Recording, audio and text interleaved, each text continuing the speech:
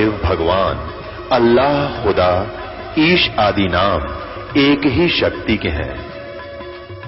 वो कैसा है, कहां है, कैसे मिलता है, किसने देखा है? ये प्रश्नवाचक चिन्ह पूर्ण रूप से हटाने के लिए अवश्य सुनिए जगत गुरु तत्वदर्शी संत रामपाल जी महाराज के अमृत वचन, सर्व पवित्र धर्मों के पवित्र शास्त्रों के आधार पर। परमात्मा सतलोक से चलकर गति करके आते हैं और अपनी प्यारी आत्माओं को अपने विषय में पुनः जानकारी देते हैं। हमने प्रभु की परिभाषा पढ़ रखी है कि वो निराकार है। परमात्मा आते थे, स्वयं कहते थे मैं परमेश्वर हूं, सारी सृष्टि का रचनहार हूं, मेरा नाम कबीर है। कबीर देव जो वेदों में तुम कबीर देव पढ़ते हो वो मैं ही हूं, और कुरान शरीफ में जो तुम अल्लाहु अकबर कबीरा खबीरा पढ़ते हो वो भी मैं ही हूं, मेरी ही महिमा का गुणगान है। लेकिन सभी धर्मों के धार्मिक व्यक्ति भ्रमित हैं, सभी परमात्मा को निराकार मान रहे हैं और प्रत्येक ने शास्त्रविद साधना करके कंप्लीट साधना ना मिलने से, पूर्ण साधना ना मिलने से, भक्ति ना मिलने से बहुत कुछ ट्राई की, प्रयत्न किए,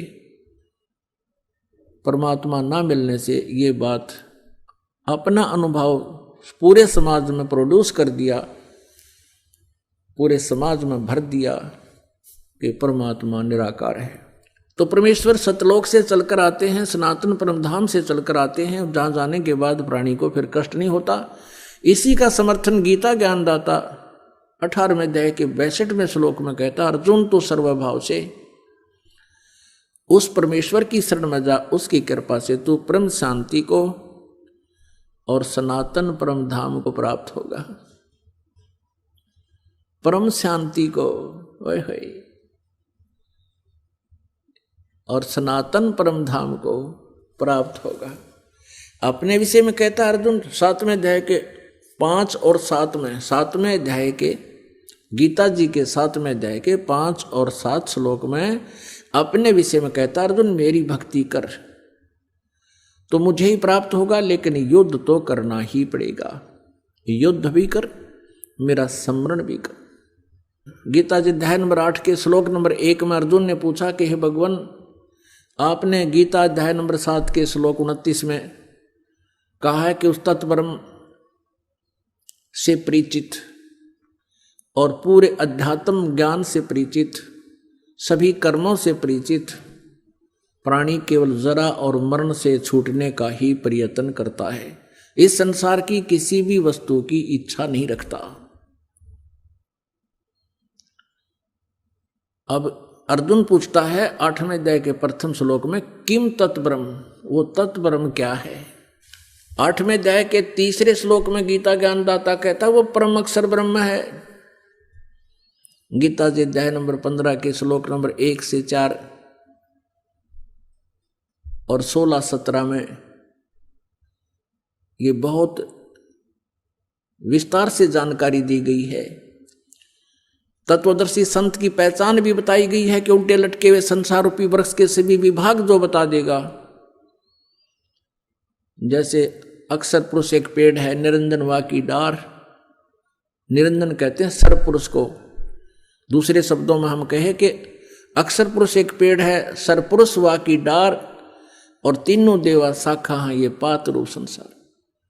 पेड़ हम कहते हैं जो जमीन से बाहर दिखाई देता है, पृथ्वी से बाहर दिखाई देता है, उसको पेड़ बोलते हैं, वृक्ष बोलते हैं। और जमीन में जो गुप्त है, प्रोक्ष है,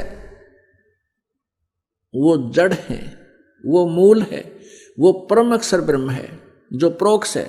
यजुर्वेद अध्याय नंबर 40 के श्लोक नंबर 17 में ये गीता ज्ञानदाता अपनी भी जानकारी देता है कि मैं तो ऊपर खम ब्रह्म, अहम खम ब्रह्म ओम, मेरा ओम नाम है। और खम माने ऊपर स्वर्ग में, यानी अंतरिक्ष में, स्वर्ग में, महास्वर्ग में यानी ब्रह्मलोक में मैं रहता हूं।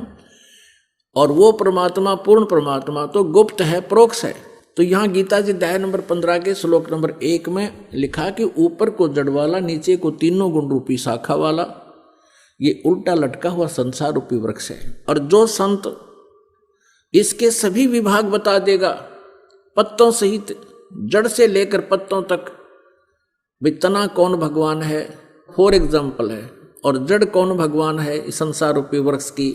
जड़ मीन जिससे सभी क्रियाएं हों, जिससे सबकी उत्पत्ति हुई हो, जो सबका जनक है और सबका धारण पोषण करने वाला, सबका पिता है, वो जड़ रूपी परमात्मा है, वो परम अक्षर ब्रह्म है। और तना जो है ये अक्षर ब्रह्म है, और उससे निकली हुई मोटी डार समझो ये सर्व ब्रह्म है। और उस सर्व ब्रह्म का यानी उस डार का 3 शाखाएं हैं, ये रजगुण ब्रह्मा, सतगुण विष्णु, तमगुण शिव जी रूपी शाखाएं हैं, और हम पात रूप संसार।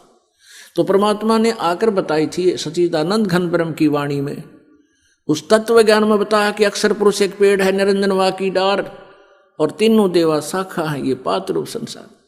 गीता ज्ञान दाता कहता है कि जब तुझे तत्वदर्शी संत प्राप्त हो जा, उसके पश्चात 15वें अध्याय के 4थे श्लोक में कहा कि उसके पश्चात परमेश्वर के उस परम पद की खोज करनी चाहिए, जहां जाने के बाद साधक फिर कभी लौटकर संसार में नहीं आते, अर्थात वो पूर्ण मोक्ष प्राप्त कर जाते हैं, उनके सब संकट मिट जाते हैं। और फिर कहता है कि जिस परमेश्वर ने अपने से अन्य परमेश्वर के बारे में कह रहा है कि जिस परमेश्वर से संसार रूपी वृक्ष की प्रवृत्ति विस्तार को प्राप्त हुई है, अर्थात जिसने सभी ब्रह्मांडों की रचना, सभी आत्माओं की रचना की है, और उसी की भक्ति कर, नथिंग एल्स। गीता ज्ञानदाता कहता है कि उसी की भक्ति कर, मैं भी उसी की शरण में हूं और सबकी पूजाएं त्याग दे तू। 15वें अध्याय के 16 और 17 में 3 प्रभु, सर्वपुरुष, अक्षर पुरुष और परम अक्षर पुरुष, सर्वब्रह्म, अक्षर ब्रह्म, परम अक्षर ब्रह्म, इन तीनों की जानकारी विस्तार से है। पुण्यात्माओं, गीता जी अध्याय नंबर 7 के श्लोक नंबर 5 और 7 में गीता ज्ञानदाता कहता है मेरी भक्ति कर, मुझे प्राप्त होगा, लेकिन शांति कति नहीं, युद्ध भी करना होगा, युद्ध भी कर, मेरा स्मरण भी कर। और यदि गीता जी अध्याय नंबर 18 के श्लोक नंबर 62 में कहा कि तुम परम शांति चाहिए, सनातन परम धाम चाहिए, तो उस परमेश्वर की शरण में जा। किसकी में? परम अक्षर ब्रह्म की शरण में जा। अपनी साधना बताता 8वें अध्याय के 13वें श्लोक में गीता जी में कि ओम इति एकाक्षरम ब्रह्म व्यवहारन माम अनुस्मरण ये प्रयाति तदंदेहम स याति परमाम गतिम। माम ब्रह्म, मुझ ब्रह्म का केवल एक ओम मंत्र है, नथिंग एल्स। और इसका सुमरण कर अंतिम श्वास तक। इससे ओम नाम से मिलने वाली परम गति यानी ब्रह्मलोक प्राप्ति होगी। लेकिन ब्रह्मलोक में गए हुए प्राणी भी फिर जन्म मृत्यु में आते हैं, पूर्ण मोक्ष नहीं। गीता जी अध्याय नंबर 8 के श्लोक नंबर 16। यहाँ अनुवादकर्ताओं ने थोड़ी सी गड़बड़ी कर रखी है। उन्होंने अनुवाद ये कर दिया कि ब्रह्मलोक पर्यंत, ये तो ठीक कर दिया कि गए हुए प्राणी भी पुनर्वर्ती में है। अनुवाद उन्होंने वहां कर गलत कर रखा है कि मुझे प्राप्त प्राणी का फिर पुनर्जन्म नहीं होता। नहीं, उसका अर्थ ये बनता है कि जो ये नहीं जानते कि ब्रह्मलोक पर्यंत भी सभी पुनरावर्ती में है, वो मुझे प्राप्त भी पुनर्जन्म को प्राप्त होते हैं। न विद्यते, विद्य का जानना होता है, जानना भी होता है। एक अक्षर का केवल एक ही अर्थ नहीं होता। इन्होंने विद्य माने नहीं होता, ये विद्य माने होना लिख दिया। विद्य माने जानना भी होता है। तो ये नहीं जानते जो कि मेरे प्राप्त प्राणी भी का पुनर्जन्म होता है, तो वो ब्रह्मलोक तक जाते हैं, वहां जाकर भी फिर वापस पुनरावृत्ति में ही रहते हैं। इसलिए तो उसने कहा कि मेरे और तेरे बहुत जन्म हो चुके हैं। 4थे अध्याय के 5वें और 9वें श्लोक में, 2रे अध्याय के 12वें श्लोक में गीता जी ने स्पष्ट किया है इसने। और 10वें अध्याय के 2रे श्लोक में कि मेरी उत्पत्ति को, मेरा जन्म तो होता है, लेकिन मेरे जन्म को ये ऋषि, महर्षि, ब्रह्मा, विष्णु, महेश, ये ऋषि नहीं जानते, क्योंकि ये मुझसे उत्पन्न हुए।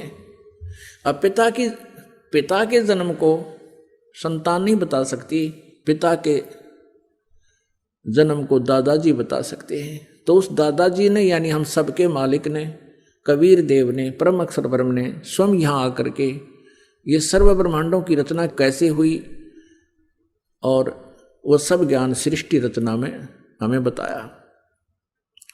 लेकिन हमने लोकवेद बहुत सुन रखा था, परमात्मा के इस यथार्थ ज्ञान को हम स्वीकार करने में असमर्थ रहे।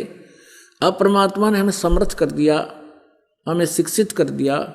हम काल के द्वारा भ्रमित उन ऋषि गुरुओं पर आधारित नहीं रहे, हम स्वयं अपने सदग्रंथों को पढ़ और पढ़ा रहे हैं और भगवान को पहचान रहे हैं। परमात्मा का पहचानना कठिन है, परमात्मा का पाना मोक्ष कराना बहुत आसान है। अब यहाँ गीता अध्याय नंबर 17 के श्लोक नंबर 23 में कहा कि ओम तत्सत इति निर्देश ब्रह्मणे त्रिविध समर्थ। ब्रह्मणे माने सच्चिदानंद घन ब्रह्म का, के स्मरण का, उसके पाने का 3 मंत्र का जाप है। ओम तत्सत, ओम तो सरपुरुष का, ब्रह्म का, और तत् और सत ये सांकेतिक है, ये अक्षर पुरुष का, और सत भी सांकेतिक है, ये परम अक्षर पुरुष का, परम अक्षर ब्रह्म का। इन तीनों मंत्रों के जाप से परमात्मा प्राप्ति होगी, परम अक्षर ब्रह्म की प्राप्ति होगी। केवल ओम नाम का जाप करने से ब्रह्मलोक प्राप्ति होगा। जैसे कोई जड़ी है, कोई भी एक जड़ी है, जैसे हरड़ है या सौंठ है या कोई अन्य जड़ी है, उसको अकेली को खाने से उसका कुछ अन्य लाभ होता है, और उसको 2-3 जड़ियों में मिला दिया जाए उसका कुछ और ही प्रारूप बदल जाता है, गुण में वृद्धि हो जाती है, अलग से क्रिया करता है। तो ऐसे ये अकेला ओम का नाम जब जाप किया जाता है तो वो ब्रह्म लोक तक प्राप्ति होती है, ब्रह्म तक की परम गति को प्राप्त होता है। और जिसको गीता जी अध्याय नंबर 7 के श्लोक नंबर 18 में गीता ज्ञानदाता कहता है कि ये ऋषि जन, ऋषि महर्षि जो ज्ञानी आत्मा है वो हैं तो उदार, जो चौथे नंबर के हैं, एक आरत, एक अर्थार्थी, तीसरा जिज्ञासु और चौथा ज्ञानी। ये ज्ञानी हैं तो उदार आत्मा, लेकिन ये मेरे वाली अनुतमाम मैंने कति श्रेष्ठ गति में ही ये आस्थित रहे, आश्रित रहे। लेकिन ये आत्मा बहुत अच्छी है, भगवान के लिए समर्पित है, लेकिन मेरे वाली गति में ही ये आश्रित रहे। मेरे वाली घटिया, इन्होंने अनुतमाम का अर्थ अति श्रेष्ठ लिख दिया है। तरह गजब भैया, अरे बैड का अर्थ अंग्रेजी में कोई गुड लिखा है, उसके साथ मूर्ख नहीं। लेकिन ये समझ नहीं सके कि भगवान अपनी साधना को अनुत्तम नहीं कह सकता, लेकिन भगवान ये झूठ भी नहीं बोल सकता। उस परमेश्वर से डरता हुआ इन्हें सच्चाई भी बतानी पड़ी। तो प्रसंग चल रहा है कि ओम तत्सत इति निर्देश है ब्रह्मण त्रिविध समर्थ है। उस सच्चिदानंद घन ब्रह्म का, परम अक्षर ब्रह्म के पाने का ये 3 मंत्र का जाप है। ये 3 मंत्र की मजदूरी है, साधना है। इस क्रियाओं के करने से परमात्मा मिलेगा। यानी जैसे औषधियां बनाई गई है कई जड़ी मिला करके, उसको खाने से रोग नाश होगा, ये समझना। इस मंत्र के जाप करने से विधि व दास से प्राप्त करके, अन्य वैसे नहीं अपनी मर्जी से या किसी सिरफरे से लेकर के इसका कोई लाभ नहीं होगा। अधिकारी बिना कोई भी कार्य सफल नहीं होता। तो इस दास से लेकर के तुम इसका जाप करोगे तो आपका जन्म और मरण का ये रोग कटेगा और परमात्मा मिल जाएगा, स्वस्थ हो जाओगे। अपने आत्मा 8वें अध्याय के 5 और 7 में तो ये खुद कहता है, मेरा भजन कर, मेरा जाप कर, मेरा स्मरण कर। 8वें अध्याय के 13वें श्लोक में अपना मंत्र ओम बता रखे है। मुझ ब्रह्म का ओम मंत्र है, एक अक्षर का। और फिर 17वें अध्याय के 23वें श्लोक में उस सच्चिदानंद घन ब्रह्म के पाने का मार्ग है। ये तत् और सत्य ये गुप्त हैं, इससे ये काल परिचित नहीं है इन 2 मंत्रों से। इसलिए इसने ऑप्शन छोड़ दिया है 4थे अध्याय के 34वें श्लोक में कि उस तत्व ज्ञान को, परमात्म तत्व को, परमात्मा के बारे में विशेष जानकारी को तत्वदर्शी संतों से जाकर समझो, वो बताएंगे। तो ये कोड वर्ड है, ये दास बता सकता है। इस पृथ्वी पर किसी के पास ये मंत्र नहीं है, और किसी सिरफरे ने इस दास से प्राप्त करके और फिर वो कहीं बता भी देता है तो उससे कोई लाभ नहीं होगा, उसका भी नाम नष्ट हो जाता है, क्योंकि ये आध्यात्मिक मार्ग है। और काल ये चाहता है कि कोई 1-2 ऐसा सिरफरा तैयार कर दूं जो औरों का विनाश कर दे। लेकिन अब आप समझदार हो, शिक्षित हो, अब इस भूल को नहीं करना, अनाधिकारी से ये प्राप्त करके मंत्र अपना जीवन नष्ट ना करना। अब यहाँ क्या बताया है कि उस परम अक्षर ब्रह्म के पाने का ये 3 मंत्र का जाप है। 8वें अध्याय के 8, 9, 10 श्लोक में गीता ज्ञानदाता कहता है, जिस परम अक्षर ब्रह्म के बारे में 8वें अध्याय के 3रे श्लोक में कहा है, यदि उसकी साधना करनी है, उसकी साधना करने वाला उसी को प्राप्त होता है। 8वें अध्याय के 5 और 7 में कहता है, मेरी साधना करेगा तो मुझे प्राप्त होगा, तुझे शांति कति नहीं, युद्ध करना होगा, युद्ध भी कर। 18वें अध्याय के 62वें श्लोक में कहा कि तूने परम शांति चाहिए तो उस परमेश्वर की शरण में जा, उसकी ही कृपा से तू सनातन परम धाम को प्राप्त होगा, परम शांति को प्राप्त होगा। और 8वें अध्याय के 8, 9, 10 में यही प्रमाण कर रहा है कि उसकी भक्ति करने वाला अंत समय तक, यानी साधना एक जैसी ही है। कोई यूं सोचे कि अभी मैं समाधिस्थ हो जाऊं, परमात्मा के ऊपर देखकर वापस आ जाऊं, तो उससे वापस देख भी आए और वापस भी आएंगे। साधना पूरी ना हुई तो फिर अड़े धक्के खाओगे। अब बच्चा स्टूडेंट पढ़ रहा है, विद्यार्थी पढ़ रहा है विद्यालय में, और वो ये पूछता है कि मैं आईएएस कर रहा हूँ, आईएएस करके क्या लगूंगा, डिप्टी कमिश्नर लगूंगा, एक बार देख कर आता हूँ कैसा होता है डिप्टी कमिश्नर, कैसा ऑफिस होता है। वहाँ देख भी आया और वापस आ गया, पढ़ाई छोड़ दी, फिर बन गया डीसी, उड़े धक्के फिर खाओगा। तो ये अंतिम सांस तक साधना करते रहना होगा, अपने यहाँ से सफल होकर जाना है, तब वहाँ मिलेगी ये पोस्ट आपको, अमर पद। कहाँ? सतलोक में, सचखंड में। अब क्या बताते हैं, उस परमेश्वर की साधना ना करके आप अन्य साधनाएं करते हो, भक्ति करते हो, उनसे तुम्हें लाभ नहीं होता है। अपनात्माओं, किसी भी संत ऋषि की आप थ्योरी देखो, अपना अनुभव देखो, वो क्या कहते हैं कि जैसा भी किसी के प्रारब्ध में, संस्कार में लिखा हुआ है, वो तो उसे भोगना ही पड़ेगा। एक दुखी प्राणी संकट निवारण के लिए क्या आशा करता है कि भगवान जीव के दुख दूर कर देता है। परमात्मा कहाँ मिलता है? संतों के पास जाते हैं कि वो परमात्मा की भक्ति करके और कुछ शक्ति प्राप्त कर लेते हैं, और उस शक्ति से वो अन्य को भी सुख देते हैं। इसलिए वो कहाँ कहाँ जाते हैं? कोई ऋषि के पास, जंतर मंतर करने वाले के पास, कोई झाड़ फूक करने वाले के पास, और या किसी साधु संत के शिष्य भी बनकर, जैसे वो बताते हैं, वो साधनाएं करते हैं। और जब उनके संकट दूर नहीं होते हैं तो वो उस स्थान को छोड़ देते हैं, दूसरी जगह जाते हैं। जैसे कोई मंदिर में जाता है, या कोई गुफाओं में जाते हैं, या कोई पहाड़ों पर जाते हैं, या कि तुलसी जाटी के धागे बांधते फिरते हैं, कोई कहीं किसी तीर्थ स्थानों पर जाते, वहाँ से कोई लाभ नहीं होता, तो फिर भी ये आत्मा हार नहीं मानती, क्योंकि इसको मालूम है कि एक परम शक्ति है परमात्मा, जो सब दुख दूर कर सकता है।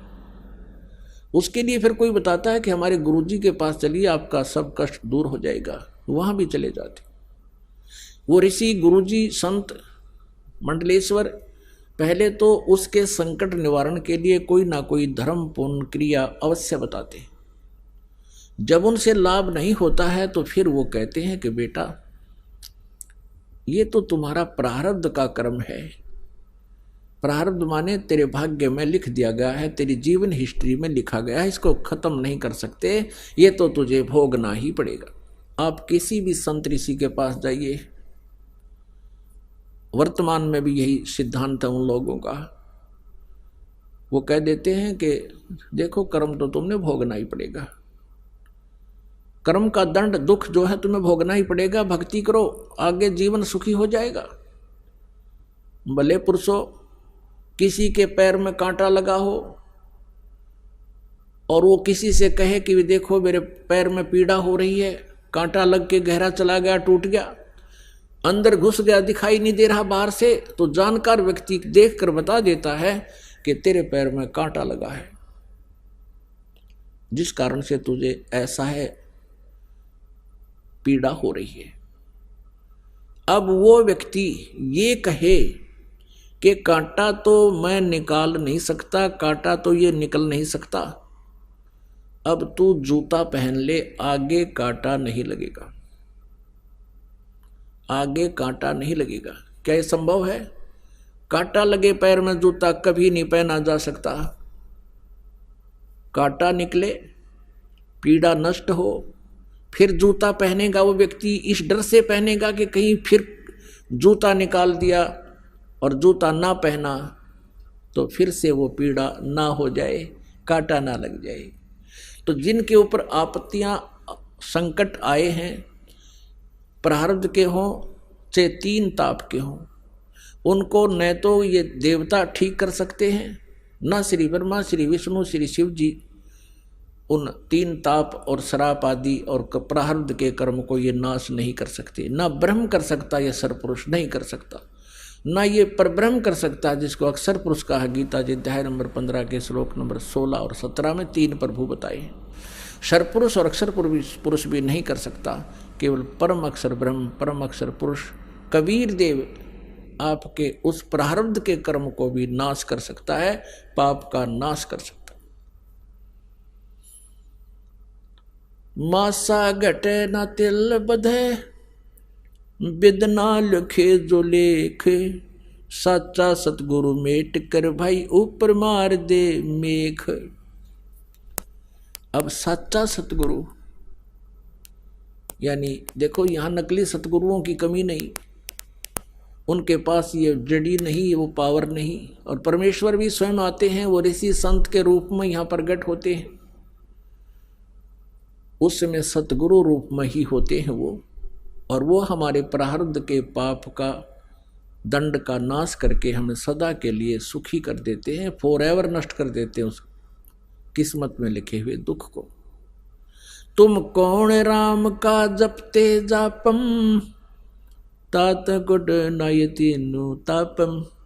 तुम किन भगवानों की भक्ति करते हो जिनसे तुम्हारे ये तीन ताप भी नष्ट नहीं हुए, तुम्हारे दुख भी दूर नहीं हुए?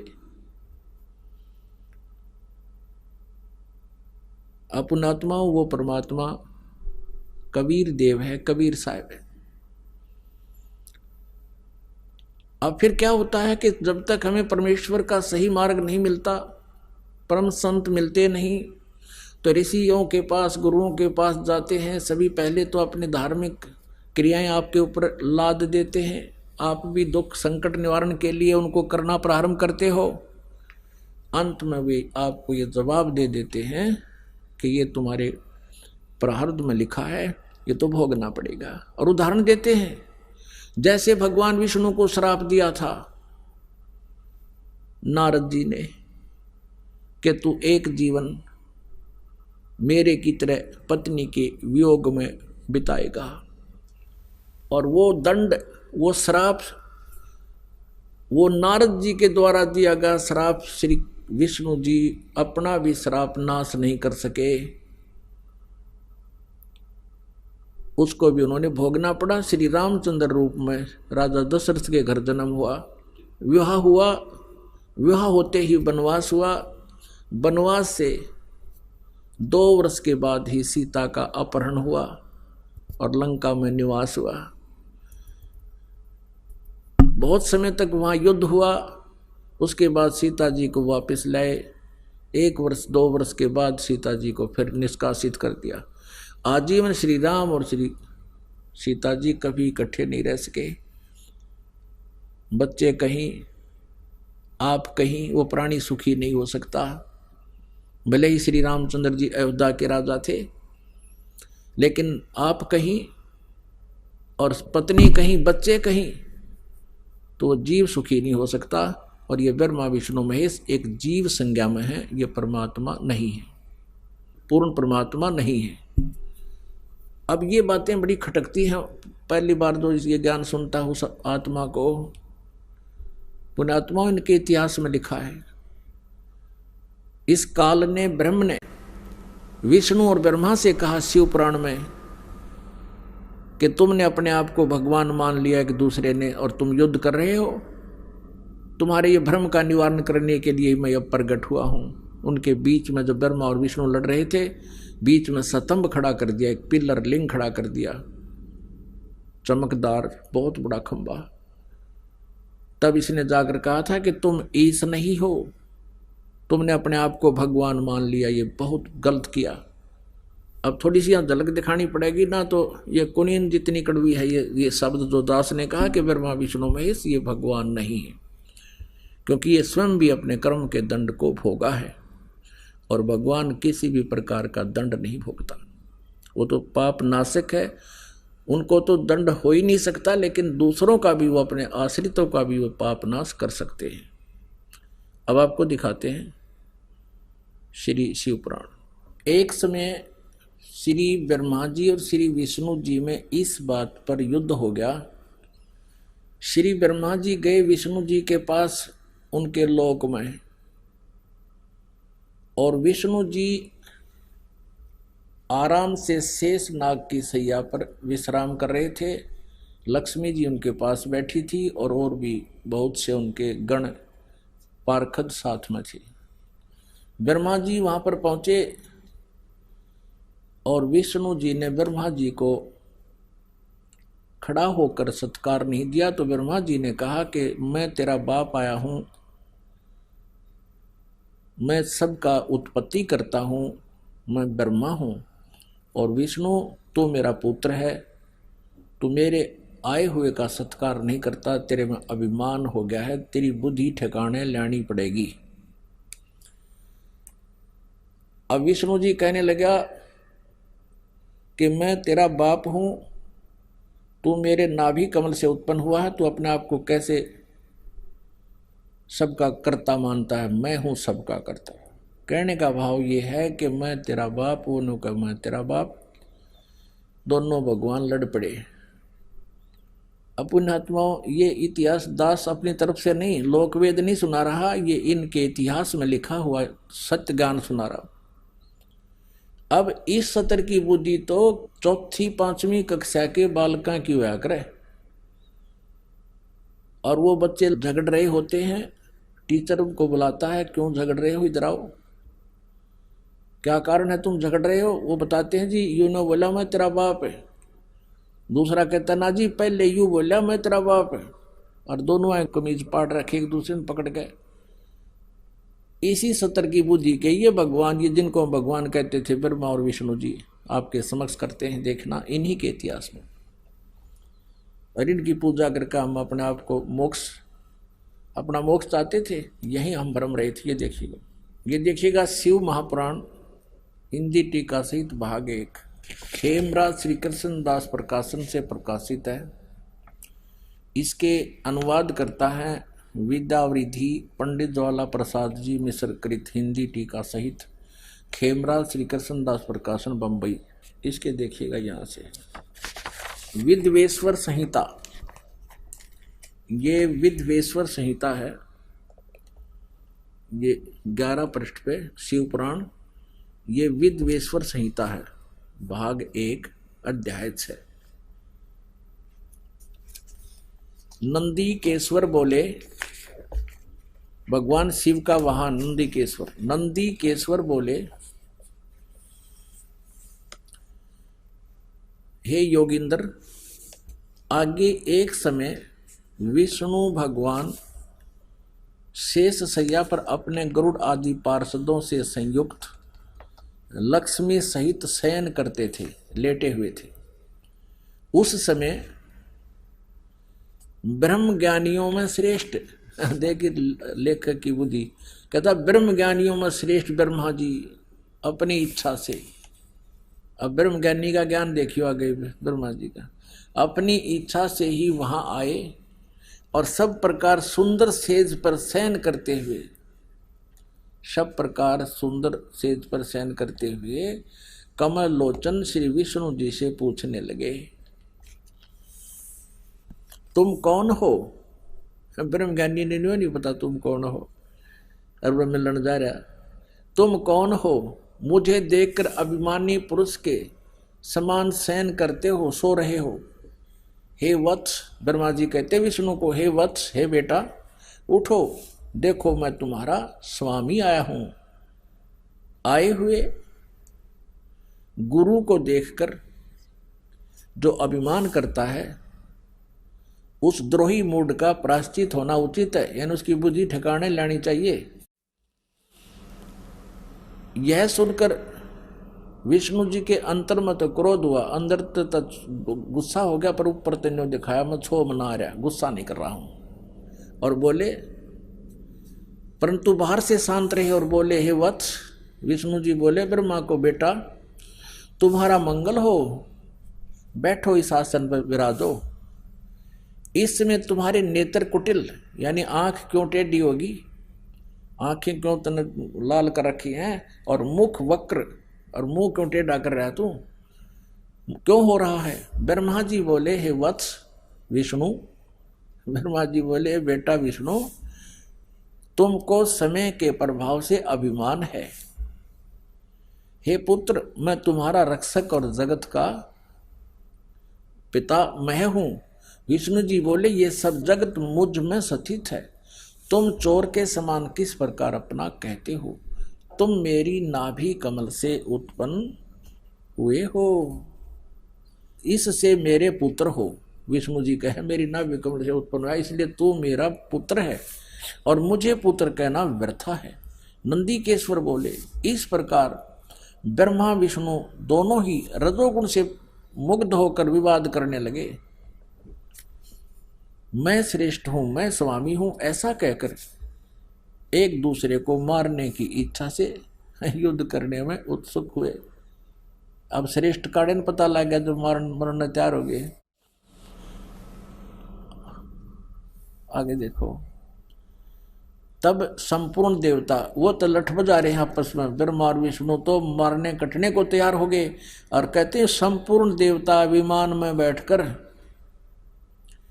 उस महा अद्भुत युद्ध को देखने को चले आए, और आकाश में उनके ऊपर फूल बरसाने लगे। वारे देवताओं, देखो पुण्यात्माओं, इनकी अकल देखो हमारे देवताओं की। अब यहाँ के देवताएं भी से हैं, तो बाकी हमारे देशों का ठिकाना कहाँ होगा? अब देखो पुण्यात्माओं, यदि किसी दो व्यक्तियों का आपस में कहासुनी हो जाती है और सभ्य लोग वहां इकट्ठे हों, तो वो क्या करते हैं, उनका बीच बचाव करवाते हैं, कहीं इनका आपस में झगड़ा होकर चोट ना लग जा और इनकी मृत्यु ना हो जाए।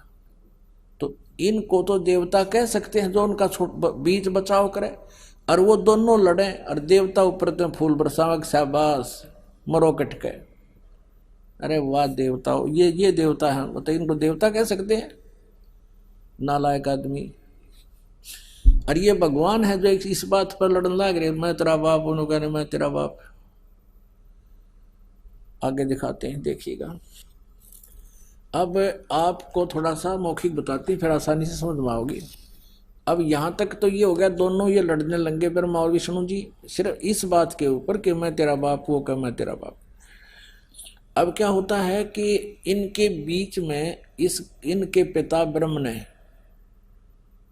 जो काल रूपी ब्रह्म कहलाता है, जिसको सदाशिव भी कहते हैं, वो कभी अपने वास्तविक रूप में किसी के सामने प्रत्यक्ष नहीं होता, वो अन्य रूप बना लेता है। कभी विष्णु का रूप बना कर आ जाता है, कभी शिव का रूप अपने पुत्र का, और कभी ब्रह्मा का रूप बना करके किसी को दिखाई देता है।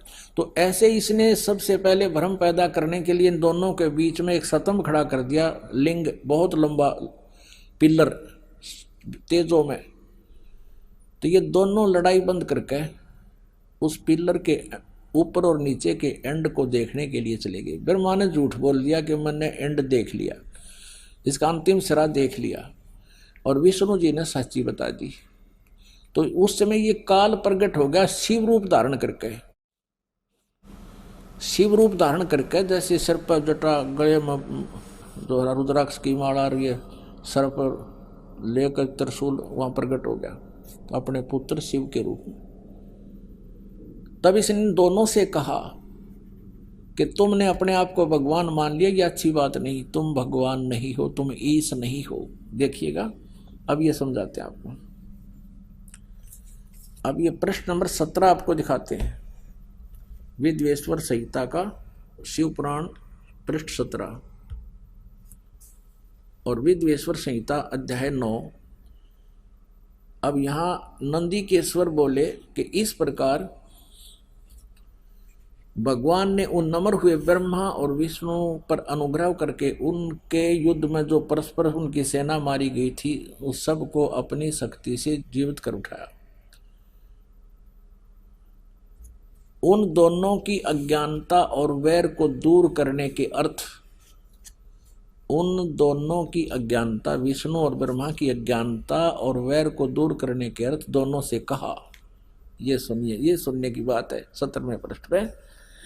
अब ये काल इनका पिता कहता है मेरे सकल और निष्कल भेद से दो स्वरूप हैं, परंतु और ईश्वर नहीं, और कोई ईश्वर नहीं है। ये काल कहता मैं ही सब कुछ हूं, इस कारण उनके दो रूप नहीं हो सकते। पहला सतम रूप यानी पिलर,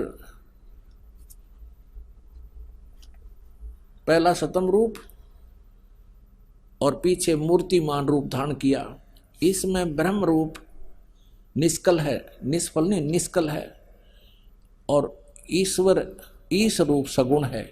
मेरे ये दोनों रूप सिद्ध हैं, दूसरे किसी के नहीं हो सकते। इस कारण तुम दोनों को अथवा दूसरों को ईश्वर तव की प्राप्ति नहीं हो सकती।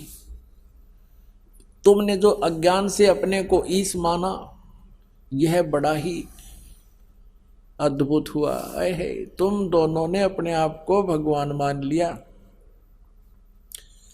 तुमने जो अज्ञान से मूर्खता से अपने आप को भगवान मान लिया, ब्रह्मा और विष्णु को कह रहा है ये काल भगवान, ये शिव पुराण में लिखा है, यह बड़ा ही अद्भुत हुआ। और उसके दूर करने को ही यानी तुम्हारी बुद्धि को ठिकाने लाने के लिए ही मैं रण स्थान में आया। अब तुम अपना अभिमान त्याग कर मुझ ईश्वर में अपनी बुद्धि लगाओ। मेरे प्रसाद से लोक में सब अर्थ प्रकाश करते हैं। या देखना, मैं ही परब्रह्म हूं, ये काल मूर्ख बनाओ इनको, मैं ही परब्रह्म हूं, मेरा ही कल अकल रूप है। ब्रह्म होने से मैं ईश्वर हूं, ब्रह्म होने से मैं ईश्वर हूं। अनुग्रह आदि ही मेरा कर्तव्य है। सर्वव्यापी होने से और जगत वर्धक होने से मैं ब्रह्म हूं। हे ब्रह्म केशव, समतव और व्यापक होने से मैं आत्मा हूं। मैं इस सब का ईश्वर हूं, यह मेरा है, मेरे सिवाय किसी दूसरे का नहीं है।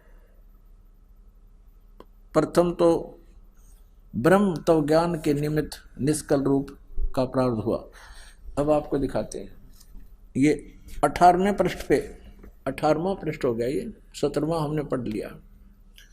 अब इन विद्वेश्वर संहिता भाषा टीका 9वां अध्याय खत्म हो गया। अब ये 10वां यहां से प्रारंभ होगा।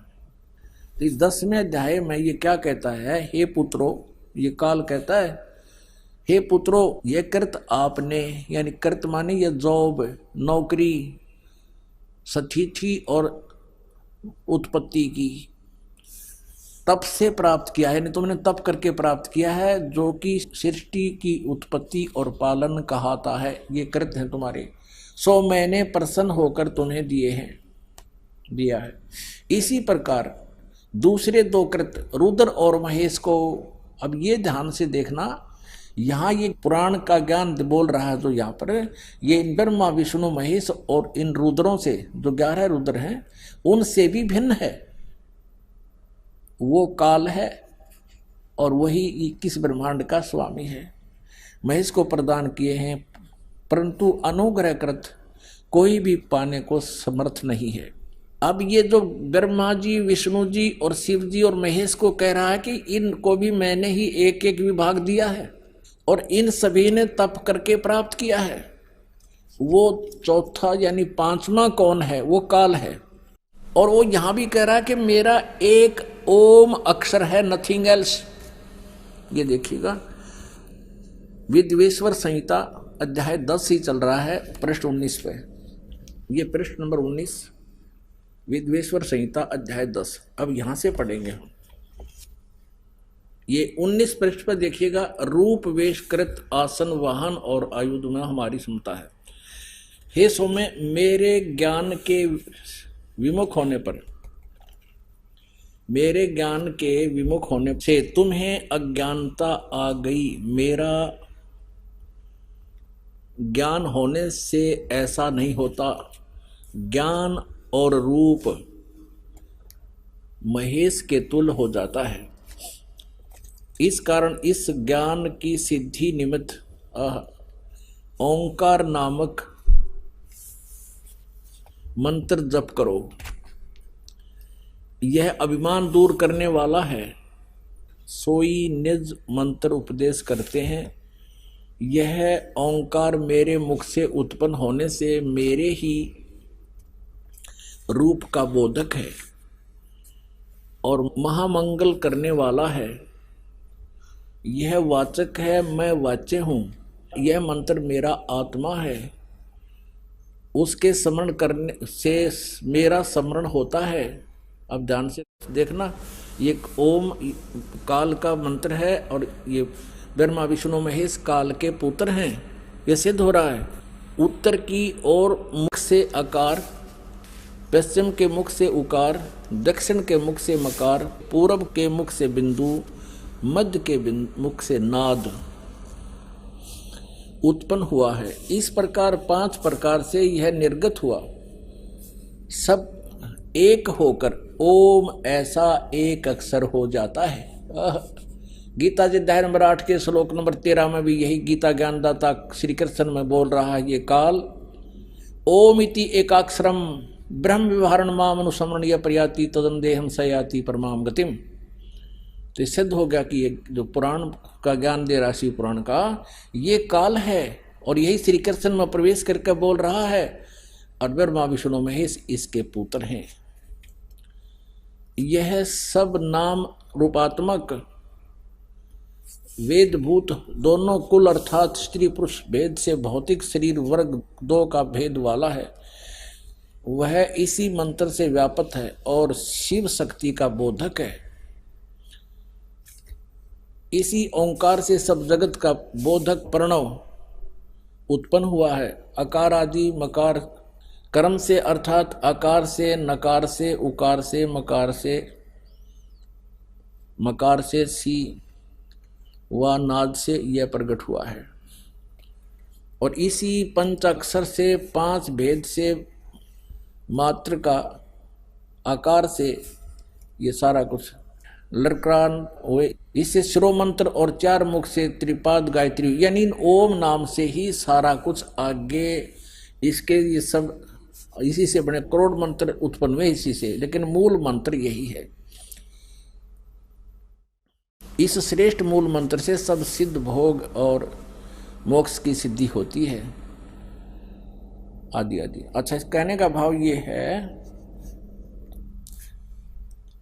इस मूल संस्कृत जैसे गीता प्रेस गोरखपुर से प्रकाशित इस विद्वेश्वर संहिता का अनुवाद करते समय गीता प्रेस गोरखपुर से प्रकाशित शिव पुराण के अंदर इन्होंने अपनी सोच ठोक दी।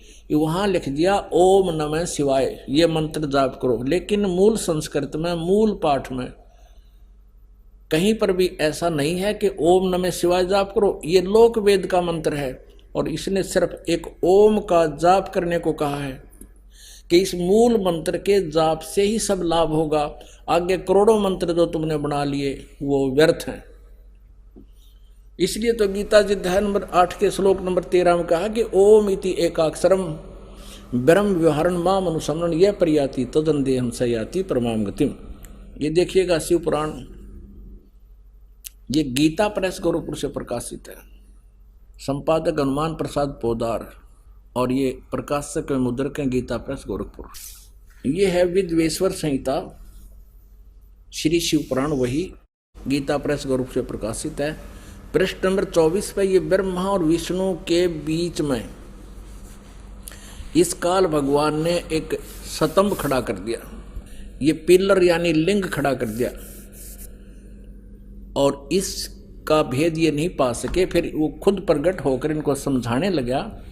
ये पृष्ठ नंबर 25 पे 24 में आपने वो स्तंभ देखा। नीचे ब्रह्मा और विष्णु ने पूछा उस काल भगवान से, ब्रह्म से, सदाशिव से, हे प्रभु सृष्टि आदि 5 कर्तव्यों के लक्षण क्या हैं, यह हम दोनों को बताइए। भगवान शिव बोले, यानी वो काल ब्रह्म बोला, मेरे कर्तव्यों को समझना अत्यंत गहन है, तथापि मैं कृपा पूर्वक तुमको उनके विषय में बताता हूँ। ब्रह्मा 34 को कहे विष्णु को, सृष्टि, पालन, संहार, तिरोभाव और अनुग्रह, ये 5 ही मेरे जगत संबंधी कार्य हैं जो नित्य सिद्ध हैं। अब 26 पे देखो, कमाल कर दिया। ये 26 पे है, यहां देखिएगा। पुत्रो, वही वर्णन है जो आपको अभी खेमरा श्री कृष्णदास प्रकाशन से पढ़कर सुनाया था। ये तो वही है न्यू का न्यू। पुत्रो, तुम दोनों ने तपस्या करके प्रसन्न हुए मुझ परमेश्वर से सृष्टि और सतीथि नामक 2 कृत्य प्राप्त किए हैं। विष्णु और ब्रह्मा को कह रहा है, ये काल ब्रह्म, ये दोनों तुम्हें बहुत प्रिय हैं। इसी प्रकार मेरी विभूति स्वरूप रुद्र और महेश्वर ने, ये मैं नहीं है, 2 अन्य उत्तम कृत्य संहार और तिरोभाव मुझसे प्राप्त किए हैं, परंतु अनुग्रह नामक कृत्य दूसरा कोई नहीं पा सकता। अब यहां देखेंगे, अब ये जो बोल रहा है ये ब्रह्मा विष्णु में, इसका पिता ब्रह्म है, काल है।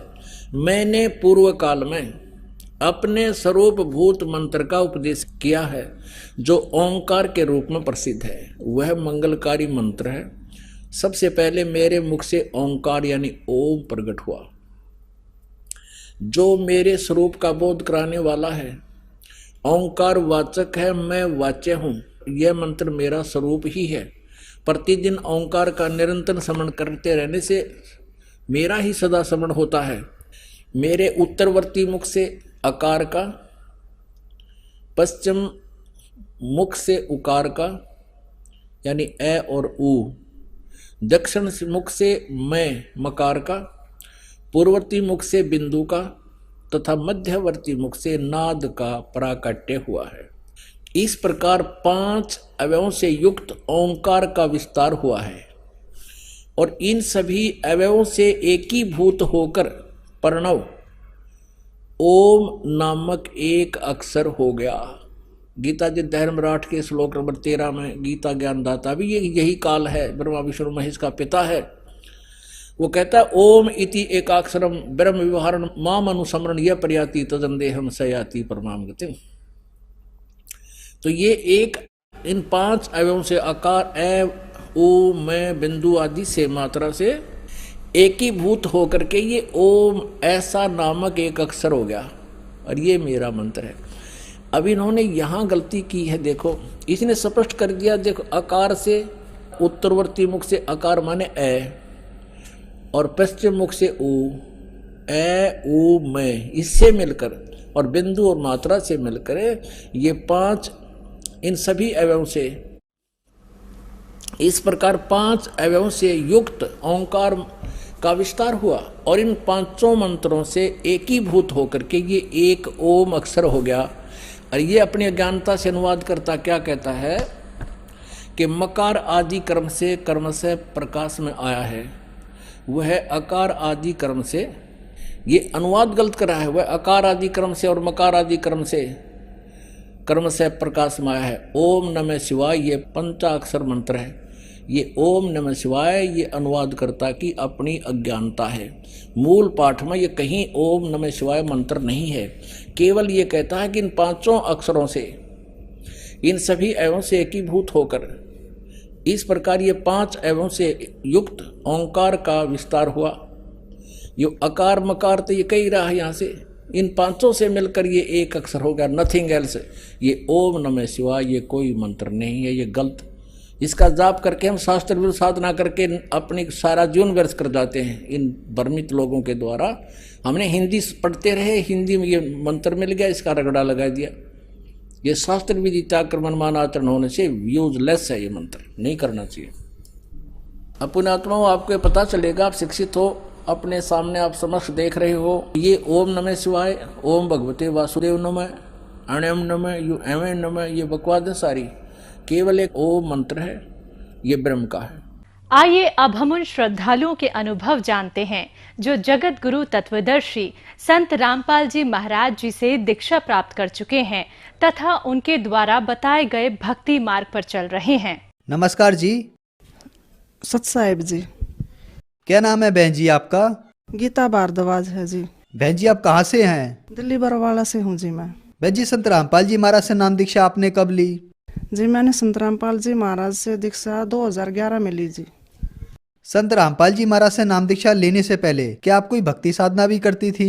हाँ जी, हम जो मेरे ससुराल में जो भी भक्ति करते थे हम पहले वो सारी करती थी। मैं व्रत भी करती थी और हरिद्वार भी जाते थे, चंडी देवी पर मनसा देवी सब क्या भी जाते थे, सारे व्रत करती थी जी मैं। और जी हमारे घर में एक नाग देवता की कढ़ाई होती थी जी, जैसे हम दीवार पर एक नाग का सांप का एक चित्र बना के ना फिर सारे परिवार के खाना बना के और हम उसके सामने रखते थे, फिर हम उसकी पूजा करके फिर हम बाद में उस प्रसाद को ग्रहण करते थे। दुआ जी हम करते करते भी मेरे घर में सांप घुस जाया करते जी। जैसे एक दिन तो जी मैं दरवाजे बैठी, इतना 2 लाठी कितना लंबा सांप मेरे पास में बैठा जी। कभी सांप मेरे घर में कांचड़ी छोड़ जाते, कभी सांप के बच्चे पाते जी। ये पूजा करते करते भी, नाग देवता की कढ़ाई करते करते भी मेरे घर में सांप बहुत ज़्यादा घुसा करते। मेरा आदमी शराब पीते थे जी। मेरे छोटे छोटे 2 बच्चे हैं, 2 लड़के मेरे जी। शराब पी कर रात को झगड़ा करते, बाहर निकाल देते सर्दी में। मैं दोनों बच्चों को एक शॉल में लपेट के गली में बिठा देता मेरे को। हम बहुत दुखी रहा करते जी। मैं बीमार भी बहुत ज़्यादा रहती थी, सर्वाइकल था, माइग्रेन भी हो गया मेरे को, बवासीर भी हो गई और जी मैंने अपनी बच्चादानी भी निकलवाई। बहुत ज़्यादा परेशान रहती थी जी। मेरी आंत में इन्फेक्शन बता दिया डॉक्टरों ने। मेरा सीटी स्कैन कराया, उन्होंने बताया कि आंत में वो कैंसर भी हो सकता है। जीटीबी हॉस्पिटल पंथ में मेरी जांच हुई तो वहाँ पे भी रिपोर्ट ठीक से नहीं समझ में आई डॉक्टरों का। डॉक्टर बोले कि दोबारा से सीटी स्कैन कराना पड़ेगा। बहन जी आपने बताया कि आप जो भक्ति साधनाएं करती थी उनसे आपको कोई लाभ नहीं मिला। आपके पति बहुत ज्यादा शराब पीते थे, आप इतनी परेशान रहती थी कि आप अपने बच्चों को लेकर बाहर गली में बैठ जाती थी। आपको माइग्रेन की समस्या हो गई, आपकी आंत में पानी भर गया। तो फिर संत रामपाल जी महाराज की जानकारी आपको कहाँ से मिली? तो जी मैं जी बहुत दुखी रहा करती। तो मेरे पड़ोस में एक कमलेश भगत नहीं है जी, तो उसने मेरे को बोला तू सारे का इतनी दवाई खा ली, इतने धक्के खा लिए, तो एक मेरे पास पुस्तक है ज्ञान गंगा, तू वो पढ़। तो मैंने ज्ञान गंगा पुस्तक पढ़ी जी। मैं उस किताब को पढ़ती थी और मैं रोती थी कि यो ज्ञान यो कहाँ था, यो ज्ञान। इतनी दुखी थी कि मैं नू क्या करती, भगवान तो मैं इतनी पूजा करूँ भगवान थारी कि मेरी किस्मत आपने कौन सी स्याही कौन सी कलम पे लिखी है जो मैं इतनी पूजा करते हुए मैं इतनी दुखी हूँ, मेरा दुख क्यों नहीं काटते, तुम किसे भगवान हो। तो फिर जी मैंने वो ज्ञान गंगा पुस्तक पढ़ी, तो मैंने ऐसा ज्ञान कहीं नहीं पढ़ा, कहीं नहीं सुना। जब उसके बाद मैं नाम दीक्षा 2011 में मैं संत रामपाल जी महाराज से दीक्षा लेने गई। मैं उस दिन रात को बहुत आराम बहुत शांति से नींद आई। मैंने आश्रम में ही मेरे को बहुत शांति महसूस हुई। उसके बाद मेरे दोनों बेटे भी जुड़ गए संत रामपाल जी महाराज से, उन्होंने भी नाम दीक्षा ले ली। बहन जी संत रामपाल जी महाराज से नाम दीक्षा लेने के बाद क्या आपको कोई लाभ भी प्राप्त हुए? हाँ जी, मेरे जो आंत में इन्फेक्शन था तो मैंने पंथ में टेस्ट करवाया। उन्होंने दोबारा मेरा सीटी स्कैन किया तो डॉक्टर ने बोले कि आंत में इन्फेक्शन था, कैंसर तक जो डॉक्टर बताए थे कि कैंसर का शक था कि कैंसर मिल सकता है। मैंने संत रामपाल जी महाराज से अरदास लगाई कि परमात्मा मेरे ऐसे ऐसे है। तो संत रामपाल जी महाराज ने कहा कि बेटी भगवान पे विश्वास रखो और जो गुरु नाम मंत्र दिए हैं दीक्षा, तो जो भक्ति दी है वो भक्ति करते रहो। कि भक्ति करती रही तो मेरे जब डॉक्टरों ने दोबारा से सीटी स्कैन किया तो मेरी रिपोर्ट नॉर्मल आई और आज तक मैंने कोई दवाई नहीं खाई, मैं बिल्कुल ठीक हो गई। मैं जी 20 साल से मैं दवाई खा रही थी, अब मैं कोई दवाई नहीं खाती। तो जी मेरे को माइग्रेन की बीमारी थी, मैं अंबेडकर हॉस्पिटल में भी दिखाने की दवाई दी, वहाँ से बहुत ज़्यादा दवाई खाई, सब वो जो बोलते थे फिजियोथेरेपी वो भी बहुत इलाज करवाया जी। सेक्टर 7 गुरुद्वारे के पास में वहाँ भी बहुत इलाज करवाया, शिकायत करवाने जाती थी जी। और मेरी नसें भी ब्लॉक रहती थी सारी। संत रामपाल जी महाराज से दीक्षा जब से मैंने ली है, मैं जब से उनका नाम जाप किया है, भक्ति करने लगी हूँ, जब से मेरे सारे रोग सारे दुख कष्ट मेरे खत्म हो। जो बीमारियाँ जी मेरे 20 साल तक थी जी। जो मेरा छोटा लड़का होया ना जी, आज वो मेरा लड़का 23 साल का हो गया जी। जब से मेरा छोटा लड़का हो जी, मैं जब से बीमार चल रही थी। अब जब संत रामपाल जी महाराज से मैंने दीक्षा ली, उसके बाद जी मेरी सारी बीमारी, माइग्रेन, सर्वाइकल, आंत का इन्फेक्शन और जी नसें ब्लॉक रहती थी जी, मेरी सारी बीमारी अब दूर होगी। संत रामपाल जी महाराज से दीक्षा लेने के बाद अब मैं बिल्कुल ठीक हूँ, मेरे मन को शांति है जी। और जी मेरे घर झील में गया हुआ था जी, इतना झील में था जी मेरा घर। आज संत रामपाल जी महाराज की दया से मेरा घर बन गया, सारे घर में टैल पत्थर बन गए जी। ना मेरे घर में जी इतना ही तो पानी ऊपर छत पर पड़ा करता, इतना ही नीचे तो बारिश में भरा करता जी। संत रामपाल जी महाराज की दया से मेरा घर अब बहुत अच्छा बन रहा है। भाई मेरा छोटा लड़का है तो उसको जी डेंगू हो गया था जी। तो डॉक्टरों से उसका टेस्ट कराया तो उसके 43 प्लेट रह गई थी कि डॉक्टर ने कहा था कि इसका तो सारा खून बदलवाना पड़ेगा, दोबारा से खून चेंज करना पड़ेगा। तो जी मैं तो गुरुजी नाम दीक्षा ले रखी थी, मैं गुरुजी से अरदास करती, मैंने संत रामपाल जी महाराज से मैंने प्रार्थना करवाई कि गुरुजी अगर तू सच्चा भगवान है ना तो मेरे बेटे को जिंदा कर दे, मेरे बेटे ने बचा ले तू।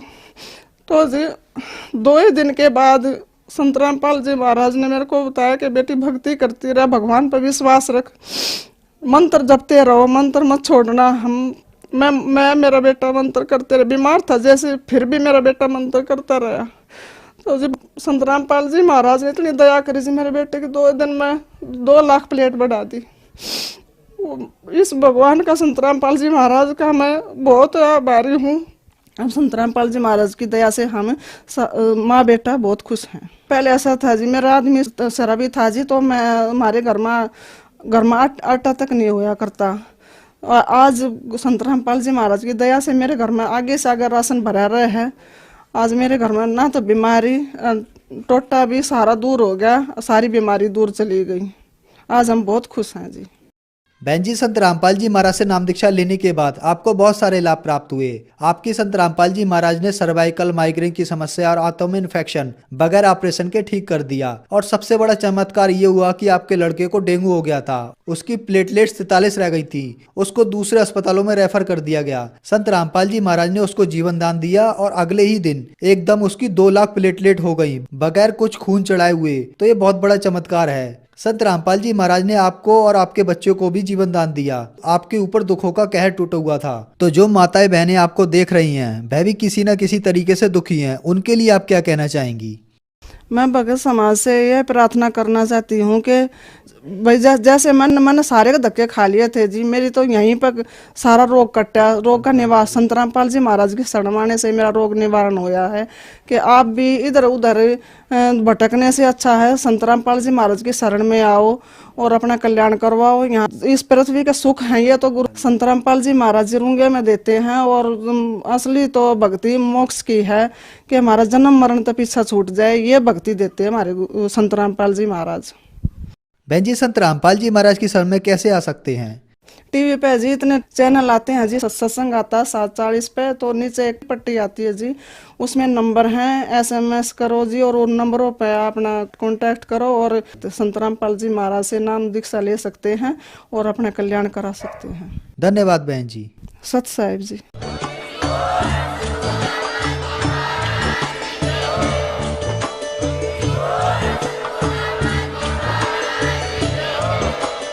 आप सुन रहे थे जगत गुरु तत्वदर्शी संत रामपाल जी महाराज जी के मंगल प्रवचन। अधिक जानकारी के लिए विजिट कीजिए हमारी वेबसाइट www.jagatgururampalji.org। संत रामपाल जी महाराज जी के शुभ आशीर्वाद से पूरे विश्व भर में 500 से भी ज्यादा नाम दीक्षा केंद्र हैं, जिन पर संत रामपाल जी महाराज जी द्वारा ऑनलाइन निःशुल्क नाम